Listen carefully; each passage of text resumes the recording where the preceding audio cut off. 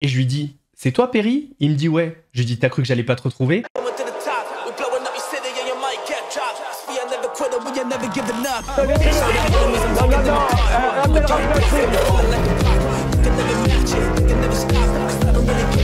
Vous fumez, monsieur? Le football, il a changé. Oui, peut-être.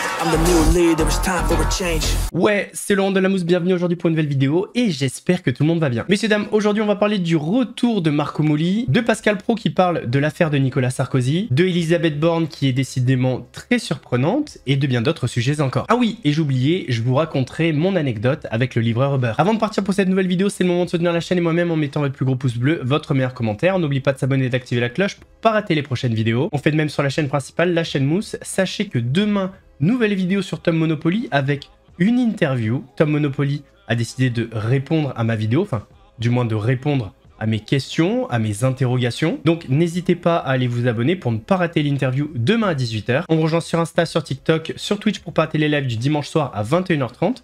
Et maintenant que tout ça est fait, on va chercher à boire à manger, on se met à l'aise. Et moi, je m'occupe du reste. Commençons par parler de Marco Moly, le roi des mythos. Alors, ça faisait longtemps qu'on n'avait pas entendu parler de Marco. Eh bien, il est réapparu pendant un match de foot.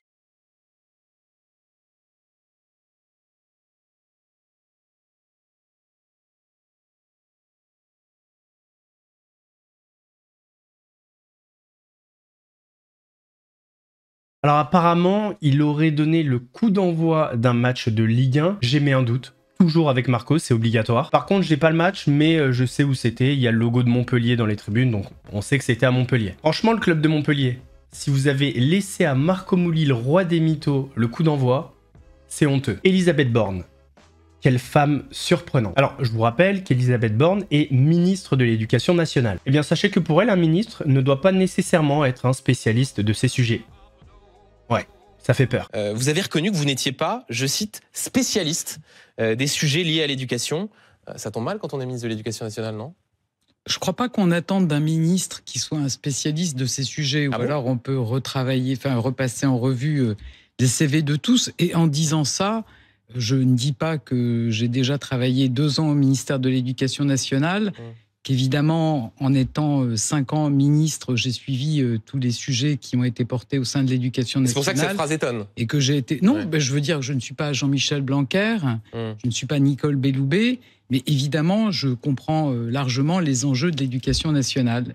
Et je pense que les échanges que j'ai pu avoir avec les recteurs en visio, compte tenu de la période, ont pu leur montrer Mais que est-ce que vous j'étais bien comprenez, Elisabeth conscient. Borne, pour ceux qui nous regardent, le corps enseignant, qui voit arriver une ministre, la 6e en 2 ans, qui dit à l'occasion de cette passation de pouvoir qu'elle n'est pas spécialiste de ces sujets, qu'il y a une forme de, allez, à minima d'inquiétude sur les profils qui arrivent rue de Grenelle.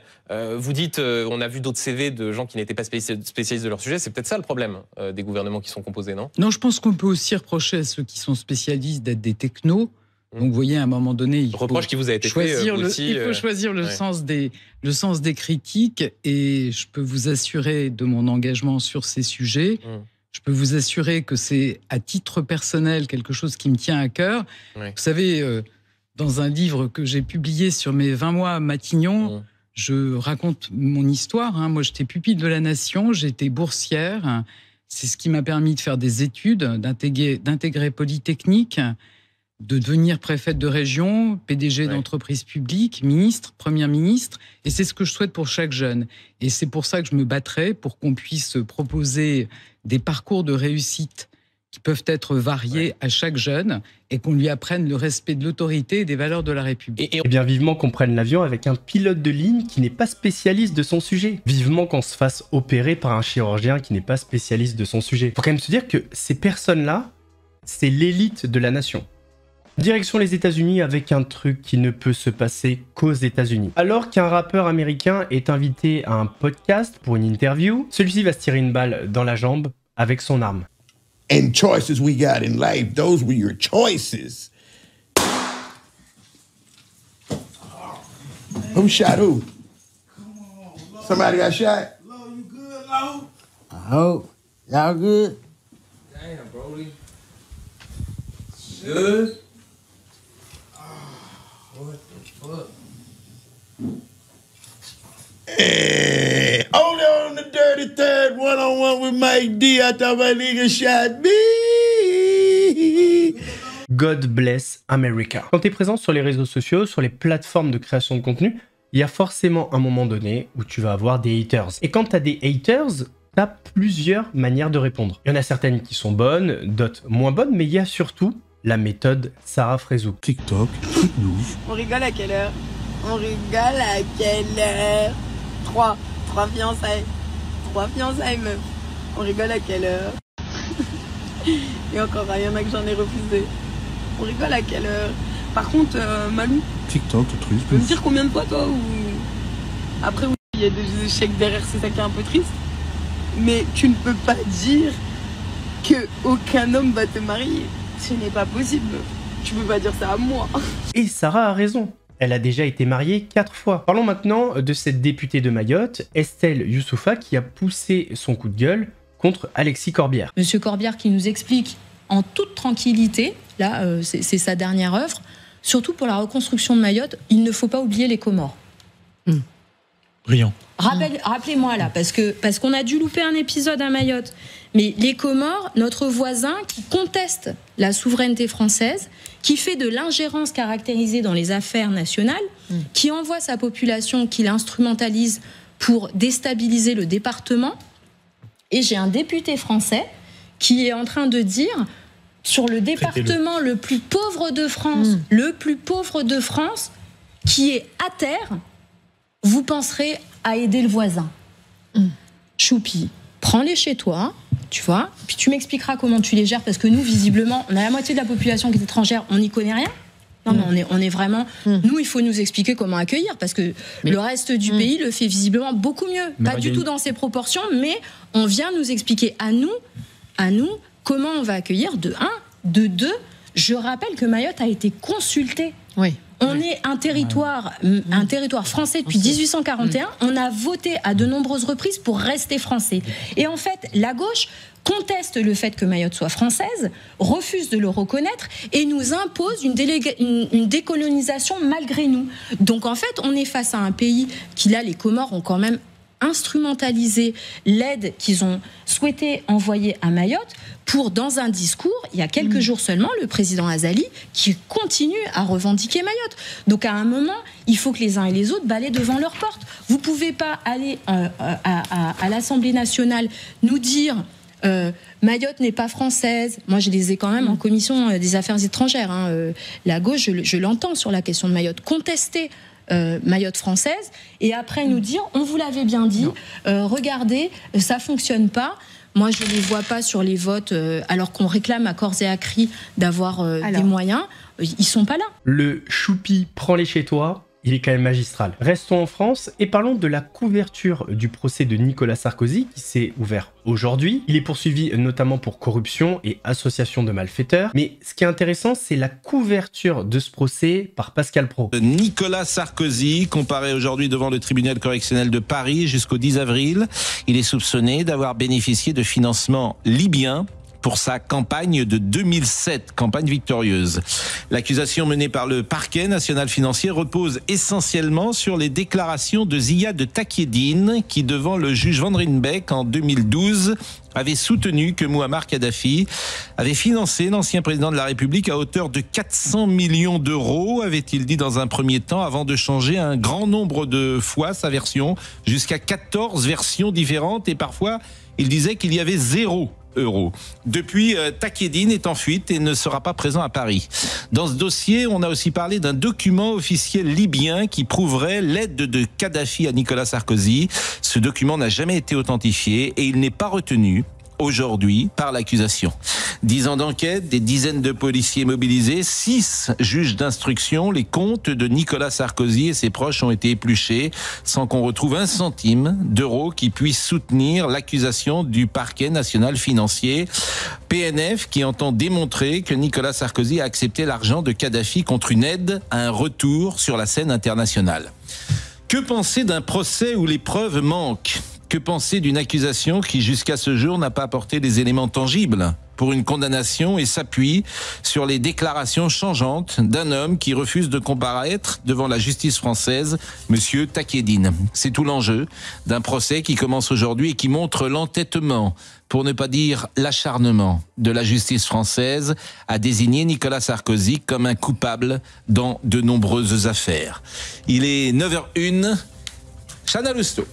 J'avais déjà lu des papiers qui parlaient d'énormément de preuves dans cette affaire, mais je m'y suis pas assez intéressé, donc je vais pas me prononcer. En tout cas, je suis assez surpris de la prise de position de Pascal Praud et de son non-respect affiché envers la justice française. Mais bon, c'est un petit protégé de Bolloré, alors ça va passer. Avant de passer à mon anecdote, on va terminer sur Tariq Ramadan. Lors d'un live, Tariq Ramadan a proféré des accusations envers l'Algérie. Il parle notamment de liens entre l'Algérie et Israël. La réalité, elle ne doit pas vous tromper sur la réalité concrète de tous les pays.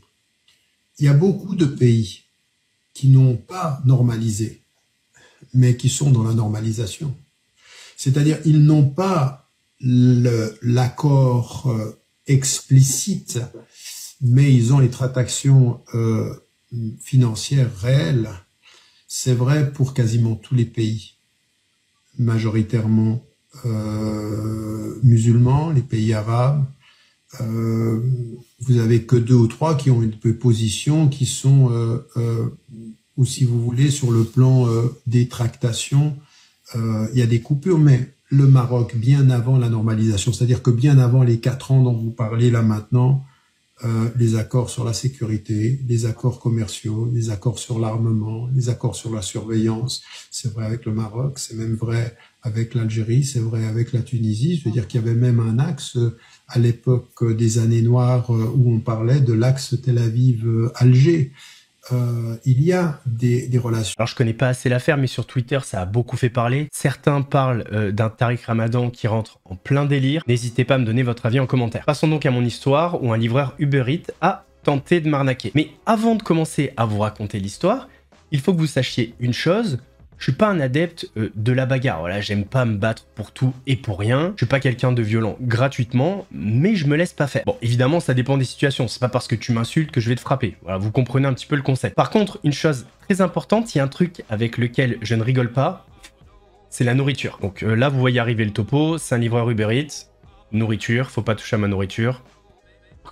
L'histoire se passe il y a 7 ans chez mon meilleur ami Teddy que vous avez vu dans la vidéo du combat. Donc, petite soirée chez Teddy, j'ai très faim, je décide de me commander un très gros McDo. À l'époque, voilà, j'avais 29 ans, je faisais beaucoup de rugby, j'avais très faim. Et je commande aussi pour la copine de Teddy, Justine. Ça faisait une commande aux alentours des 45 €. Teddy habite au 10e étage d'un immeuble et la route est juste en dessous. Et nous, on aimait bien tchatcher sur le balcon. Donc pendant tout le temps où on attendait le McDo, on était sur le balcon et on regardait en bas. Et on parle, je vois pas l'heure passer. D'un coup, je regarde mon téléphone et je vois sur Uber que le McDo a été livré. Sauf que vous l'avez compris, bah, moi, j'avais pas de McDo. Donc j'appelle le gars. Donc je lui dis, ouais, bonjour, voilà, j'ai commandé un McDo.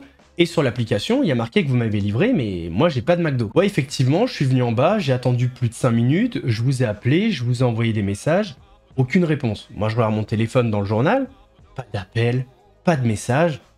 Je comprends pas, en fait. Je dis, mais attendez, on était sur le balcon, je regardais en bas, et j'ai pas vu de scooter. Il me dit, bah c'est normal, j'étais pas en scooter, j'ai une Mégane noire. La Mégane noire a son importance dans l'histoire. Je dis, bon, ok, mais du coup, elle est où ma commande? Et il me dit, je l'ai donné à un sans-abri, place de la Liberté. Donc pour ceux qui connaissent Toulon, le McDo, il est à Saint-Jean-du-Var.